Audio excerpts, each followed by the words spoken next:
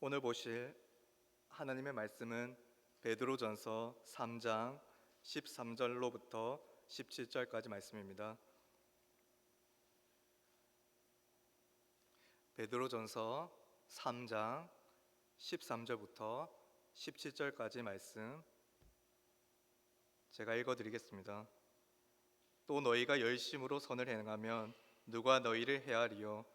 그러나 의를 위하여 고난을 받으면 복 있는 자니 그들이 두려워하는 것을 두려워하지 말며 근심하지 말고 너희 마음에 그리스도를 주로 삼아 거룩하게 하고 너희 속에 있는 소망에 관한 이유를 묻는 자에게는 대답할 것을 항상 준비하되 온유와 두려움으로 하고 선한 양심을 가지라.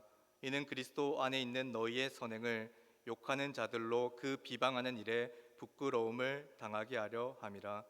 선을 행함으로 고난 받는 것이 하나님의 뜻일진데 악을 행함으로 고난 받는 것보다 나으니라. 아멘. 인생은 고난의 연속입니다. 베드로 사도는 고난을 외면하지 말고 고난을 인내하며 하나님의 은혜를 마주하고 드러내는 방식으로 살라고 성도들에게 권면하고 있습니다. 오늘 말씀도 고난 속에 담겨 있는 하나님의 뜻에 주목하고 있습니다. 오늘 본문에 들어가기에 앞서서 지난 본문을 돌이켜보면 베드로가 시편의 말씀을 인용하며 하나님을 경외하는 법에 대해 강조했습니다. 하나님을 경외하는 자는 하나님께 시선을 둔 자입니다. 하나님을 경외하는 자는 입술을 잘 제어하는 자입니다. 하나님을 경외하는 자는 말과 행동이 선을 향해 있어 화평을 추구하는 자입니다. 또한 하나님을 경외하는 자는 하나님의 은혜 아래에서 참된 만족을 누리는 자입니다. 하나님을 경외하는 자에게는 하나님의 열심이 있기에 오늘 13절의 말씀처럼 해로움이 없는 자입니다. 여러분, 하나님을 경외하는 것이 지혜의 근본이라고 하였습니다. 하나님 경외를 초석으로 해서 오늘 본문의 말씀에 집중하기 원하는데요. 14절을 다시 한번 보십시오. 그러나 의를 위하여 고난을 받으면 복 있는 자니 그들이 두려워하는 것을 두려워하지 말며 근심하지 말고 하나님의 뜻을 가슴에 품고 하나님을 바라보며 세상 가운데서 고난을 받는 자는 어떤 자라고 말하고 있나요? 복 있는 자라고 하고 있습니다. 여러분, 복이 있다는 게 뭔가요? 고생을 하지 않고 평안하게 살면 하나님께 복을 받은 것이고, 힘들고 어렵고 퍽퍽하게 살면 하나님께 복을 받지 못한 것인가요? 성경은 복을 그렇게 정의하고 있지 않습니다.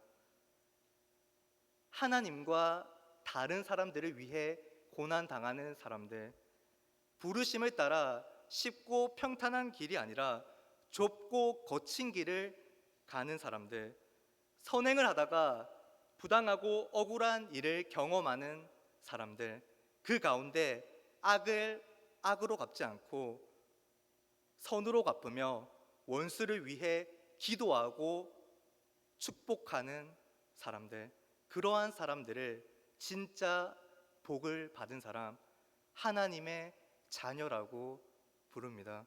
여러분, 인생은 쉽지 않습니다. 편하게 생각하다가 큰 고난이 찾아오면 견디지 못하고 쓰러지는 사람들이 너무도 많습니다.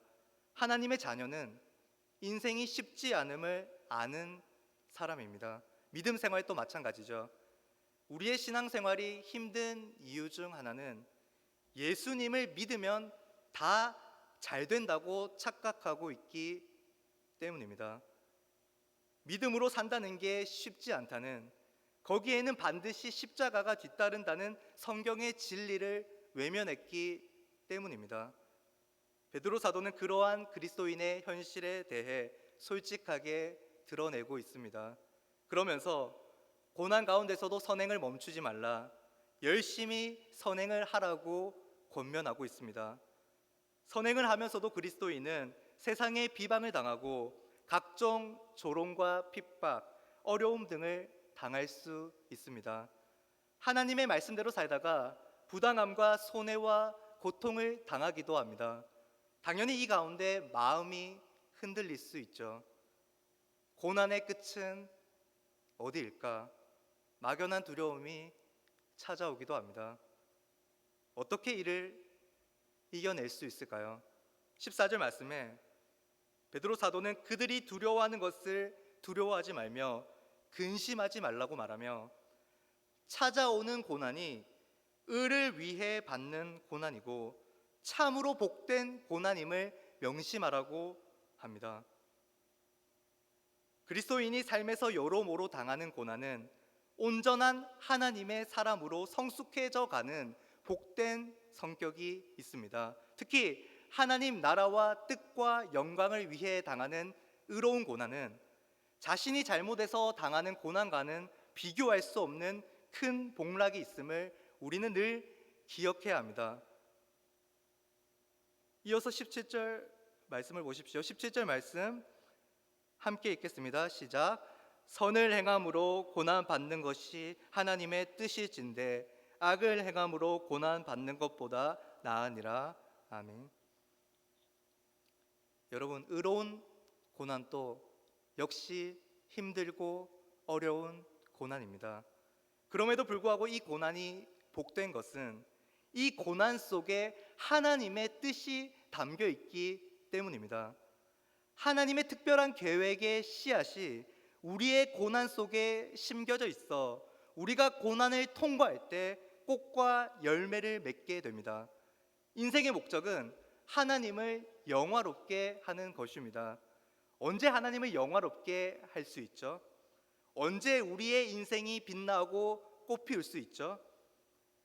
우리의 수고와 우리의 희생을 통해 하나님의 뜻이 이루어질 때입니다.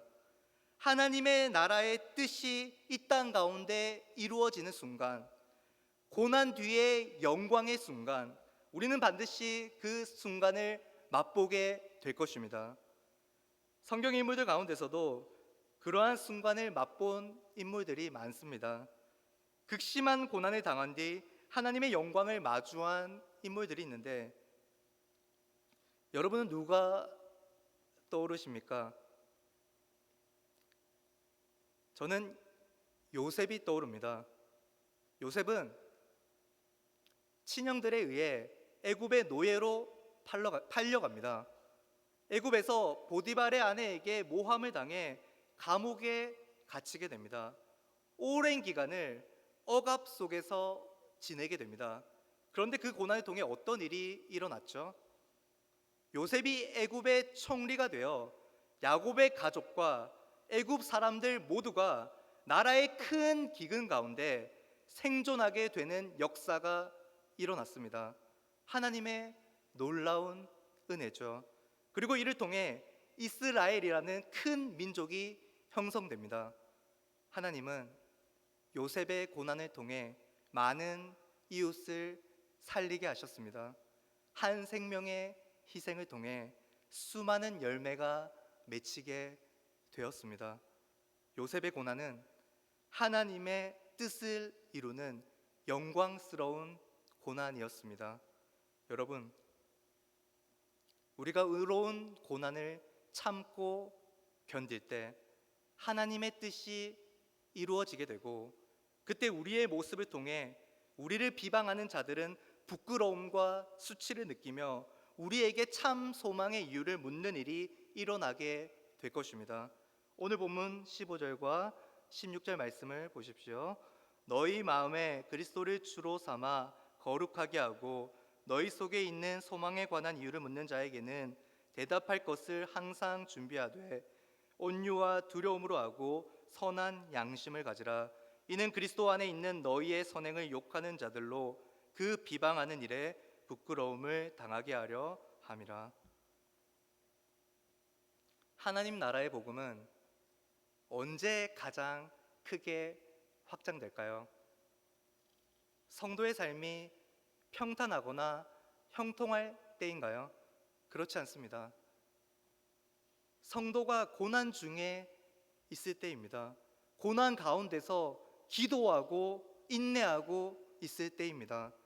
고난이 닥쳤을 때 우리가 낙심하지 않고 부정적인 말을 하지 않으며 더 진실하고 성실하고 경건하게 선을 행하고 하나님의 말씀에 적극적으로 순종하려고 노력할 때 불신자들이 우리를 주목하기 시작하고 우리 삶의 매력을 느끼고 우리에게 물어보기 시작할 것입니다.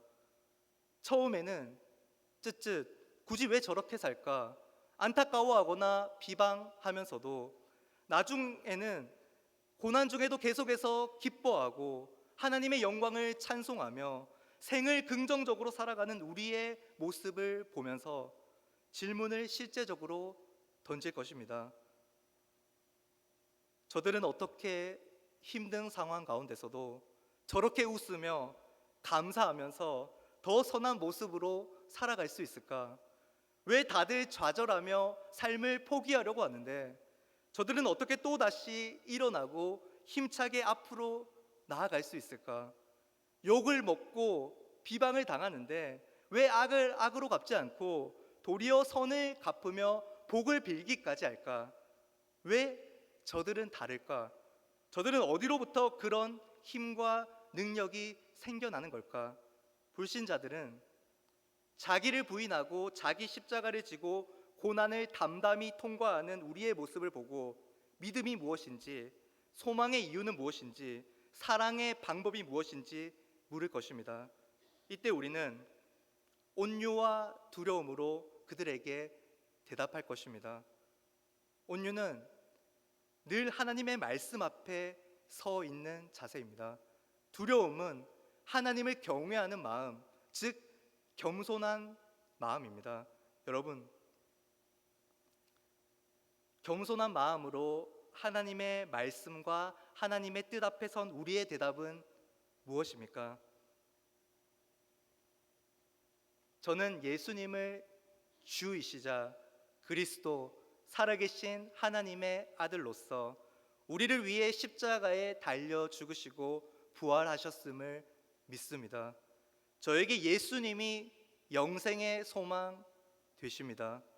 저는 예수님을 통해 구원과 영생을 얻었고 지금뿐만 아니라 죽고 나서도 영원토록 하나님과 기쁨의 교제를 할 것임을 확신합니다. 그래서 저는 오늘 또 예수님이 보내주신 영, 성령의 도우심과 인도하심으로 육체의 욕구를 따르지 않고 하나님의 뜻에 따라 모든 상황 속에서 참고 견디며 온 마음을 다해 이웃을 사랑합니다. 하나님의 뜻을 따름으로 하나님께 영광을 올려드리기에 저는 그리스도인으로서의 제 인생이 참으로 좋습니다. 당신도 이것을 경험하게 되길 소망합니다. 교회는 저와 여러분 한 사람 한 사람은 세상으로부터 부름을 받아 거룩한 하나님의 자녀가 되었고 다시 세상 속으로 부름을 받아 세상의 빛이 되어 그리스도의 복음과 사랑을 온 세상에 전파하는 아름다운 청지기들입니다. 어떤 상황 속에서도 하나님이 우리 삶에 맡겨주신 것을 하나님의 뜻에 맞게 올바르게 사용함으로 하나님의 영광의 찬송이 되는 우리 모든 푸른초장 교회 성도들 되기를 간절히 소망합니다.